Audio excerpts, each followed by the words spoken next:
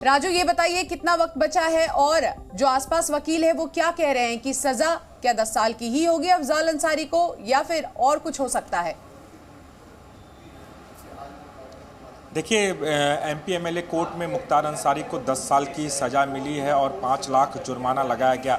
वहीं अब इंतज़ार किया जा रहा अफजाल अंसारी चूँकि गाज़ीपुर के सांसद हैं और चूँकि लोगों की नज़रें इसलिए अफजाल अंसारी पर लगी हुई क्योंकि अगर इनकी सज़ा 2 साल से ज़्यादा होती है तो निश्चित तौर पर इनकी संसद की सदस्यता खत्म हो सकती है। तो राजनीतिक कैरियर इनका कहीं 6 साल तक के चुनाव नहीं रख सकते हैं। तो पॉलिटिकल पॉइंट ऑफ व्यू से काफ़ी महत्वपूर्ण है कि अफजाल अंसारी को कितनी सज़ा मिलती है और कुछ देर के अंदर अफजाल अंसारी को लेकर भी गाज़ीपुर कोर्ट से फैसला आ जाएगा कि अफजाल अंसारी को कितनी सज़ा मिलती है। क्या उनकी सज़ा 10 साल तक रखी जा सकती है क्योंकि मैक्सिमम सज़ा 10 साल की है, या फिर चूँकि सांसद हैं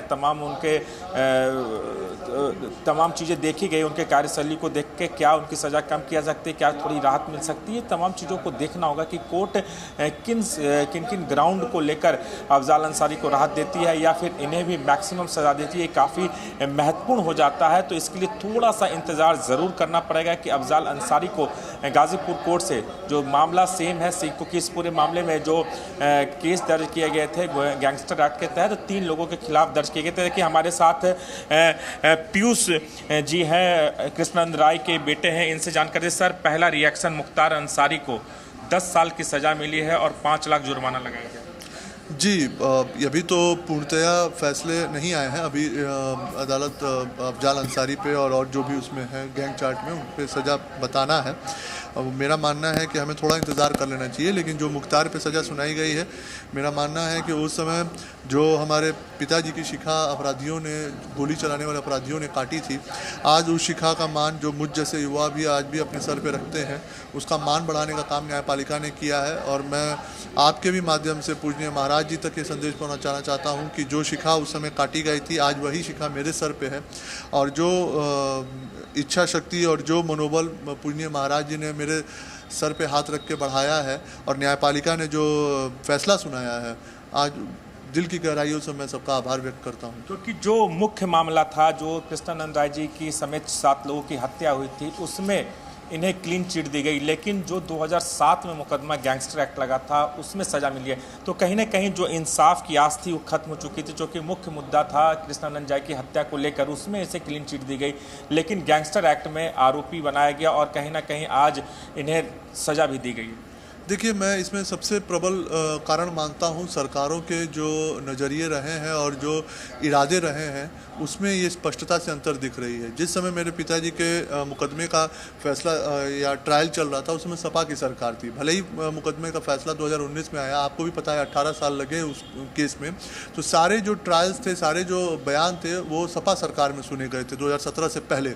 और उस समय की सरकार में इनको इतना प्रेशर मिल गया कि इन लोगों ने गवाहों की हत्या कराना, उनको घर से जबरन उठवाना, हम लोगों को गवाही न देने के लिए बार बार दबाव बनाना। तो ऐसे इन लोगों के इरादे हुए करते थे। क्योंकि राजनीतिक रूप से भी हम लोग भारतीय जनता पार्टी से जुड़े हुए हैं, हमारी माताजी 2 बार विधायक रह गई, तो उनके पे दबाव बनता था कि आपकी राजनीति को खत्म कर दिया जाएगा, या मेरी माताजी को दबाव बनता था कि आपके बेटे की हत्या कर दी जाएगी पति की तरह। तो ये सब चीज़ें होती थी। यही बदलाव 2017 के बाद पूजनीय महाराज योगी जी के नेतृत्व में भारतीय जनता पार्टी की जब से सरकार आई, उन्होंने मनोबल बढ़ाया कि आप लोग लगिए। और उन्होंने व्यक्तिगत रूप से जब मैं मिला तो उन्होंने कहा, बेटा कि आप अच्छे से लगिए और आप अपने गवाहों की गवाही करवाइए और किसी तरीके के भय की ज़रूरत नहीं है। और इन माफियाओं के खिलाफ आप खुल के अपना आवाज़ बुलंद करिए। और ज़रूर न्यायालय हमारे साथ, उनको भी ये बात का है कि न्यायालय जब सच्चाई के साथ समझेगा तो न्यायालय इसका फैसला करेगा। तो लेकिन माफिया राज 2 की बात हो रही थी। माफिया राज 1 में अतीक और अशरफ को लेकर तमाम चीज़ें आए, उन्हें साबरमती जेल से लाया गया, जिस तरीके से हत्या है उसे लेकर कई सवाल खड़े हुए। लेकिन माफिया राज 2 जो पूर्वांचल का एरिया, जहां पर मुख्तार अंसारी, अफजाल अंसारी का कहीं ना कहीं इतना वर्चस्व था कि कोई गवाही देने नहीं आता था, तो क्या आज से आपको लगता है जिस तरीके से सज़ा मिली है, इसका अंत आप देख रहे हैं? देखिए, मुख्तार और अफजाल एक निमित्त गुड्डे किस्म के इंसान हैं। इनकी हैसियत इतने बड़े माफिया बनने की नहीं थी जब तक इनको सपा और बसपा के परिश्रय सरकारों में इनके मनोबल जो बढ़ाए गए सपा और बसपा के सरकारों में इनको परिश्रय मिला, इनको हर अपराध करने के लिए छूट मिला, मऊ जैसे दंगे करने के लिए इनको छूट मिला, तो ऐसे ये माफिया बने हुए हैं। आज वही पूजनीय महाराज जी की जब से सरकार आई है, किसी माफिया को छूट नहीं है, किसी माफिया को छोड़िए गली के चलते हुए गुंडे को छूट नहीं है कि तुम गुंडे ही कर सको, तुरंत उनके पे कठोरतम कार्रवाई हो रही है। तो यही एक, मैं जैसे शुरू में कह रहा था कि एक मजबूत इरादे की व्यक्ति की कमी थी जो पूजनीय महाराज जी के रूप में हमें इस प्रदेश में मिला है। और मेरा मानना है कि मैं उनका दिल की गहराइयों से अपने माता जी की तरफ से और खुद मैं आभार करूंगा कि ऐसे मजबूत इरादा हर एक राजनेता के अंदर होना चाहिए कि जो समाज के विपरीत लोग हैं उनके खिलाफ कैसे कठोरतम कार्रवाई होता है, ये देखने को हमें मिल रहा है। हमने सुना कि जब AK-47 से 500 राउंड से ज़्यादा गोलियां चली थी, पोटा भी लगाया गया था, लेकिन राजनीतिक दबाव इतना था कि उस समय जो तत्कालीन जितने भी पुलिस ऑफिसर्स हैं उन्हें तुरंत पोटा हटाया गया और कईयों को हटा दिया गया। इस तरह की चीज़ें आई तो राजनीतिक प्रेशर काफ़ी ज़्यादा था मुख्तार अंसारी को लेकर, अफजाल अंसारी को लेकर। देखिए, पोटा उनके पे लगाया गया था LMG खरीद के मामले में लेके, उस समय के DSP शैलेंद्र सिंह ने लगाया था। उसमें बिल्कुल दबाव बना के उस समय के मुख्यमंत्री मुलायम सिंह यादव जी ने इसको हटवाया था। मैं उसका एक और उदाहरण आपको देता हूं कि जब CBI के लिए हम लोगों ने डिमांड किया था, उस समय के सरकार के मुख्यमंत्री थे मुलायम सिंह यादव जी, तो उन्होंने सीधे तौर पर मना कर दिया, कह दिया कि नहीं हमारी पुलिस सक्षम है। अगर उनकी पुलिस सक्षम होती तो इतने बड़े विधायक की हत्या कैसे हो जाती। ब्रह्मदत्त द्विवेदी कहते हैं, राजू पाल कहते हैं, ऐसे 3-3, 4-4 विधायकों की हत्या होना एक खुद ही आपको संदेह के घेरे में रख रहा था। उसके लिए हमें दौड़ के न्यायालय का दरवाजा खटखटाना पड़ा, तब जाके CBI केस का फैसला हमें मिला कि CBI द्वारा इसकी जांच कराई जाए। तो यही मैं बार बार कह रहा हूं कि ये एक मजबूत इरादे की कमी थी उस समय के सरकारों में, और राजनीति की तुष्टिकरण थी कि वो माफियाओं में भी जात और धर्म ढूंढते थे। मेरा मानना है व्यक्तिगत रूप से कि चाहे माफिया मुन्ना बजरंगी जैसे हों, चाहे विकास दुबे हों, चाहे अतीक हों, चाहे आज हरिहर सिंह को आजीवन कारावास हुआ है, उसी में चाहे मुख्तार, क्योंकि वो भी मुख्तार के सहयोगी हैं, मुख्तार अंसारी हों, ऐसे लोगों को अगर ये फैसला आया हुआ है तो ये माफियाओं के खिलाफ आया, ना ही किसी धर्म और जाति या किसी मजहब के खिलाफ आया। अफजाल अंसारी को लेकर क्या देखते हैं, क्योंकि कुछ देर में ही कोर्ट का आदेश आ जाएगा और मैक्सिमम सज़ा मुख्तार को मिली है, तो क्या लगता है कि कोर्ट तमाम ग्राउंड्स को देखते हुए मैक्सिमम सज़ा अफजाल अंसारी को देती है, या फिर कहीं ना कहीं चूंकि वो सांसद हैं इस इलाके के गाजीपुर के, तो उन्हें कुछ रियायत या राहत मिल सकती है? देखिए, मैं इस पर अभी कोई टिप्पणी नहीं कर सकता हूँ। हम लोग एक जिम्मेवार नागरिक हैं इस प्रदेश के। टिप्पणी इसलिए नहीं कर सकता हूँ क्योंकि अभी मामला पेंडेंसी में है और आने वाला है, तो हमें थोड़ा इंतज़ार कर लेना चाहिए। लेकिन हाँ, न्याय की जो गुहार थी वो कुछ सक्सेसफुल है, बाकी पूरे आदेश आने के बाद ही इस पर कुछ चर्चा होगी। अगर मैं कयासों पर ही, संभावनाओं पर ही बात कर रहा हूँ, अगर इन्हें मैक्सिमम सज़ा मिलती है, चूँकि सांसद हैं, तो इनकी संसद की सदस्यता खत्म हो सकती है। ऐसे लेकर चूँकि आप खुद पार्टी से जुड़े हुए हैं, और तो ऐसे में क्या देखते हैं कि क्या फिर से यहाँ चुनाव की तैयारी होगी, संसद की सदस्यता खत्म होती है, तो फिर आगे क्या समीकरण बनते हैं गाजीपुर के? देखिए, मैं एक भारतीय जनता पार्टी का बहुत छोटा सा कार्यकर्ता हूँ। ये पार्टी के ये नियम और ये सब कानून पार्टी के ऊपर लेवल पे तय होते हैं, और जो भी फैसला आने के बाद भी जो संवैधानिक नियम कानून है वो तो लागू होंगे ही।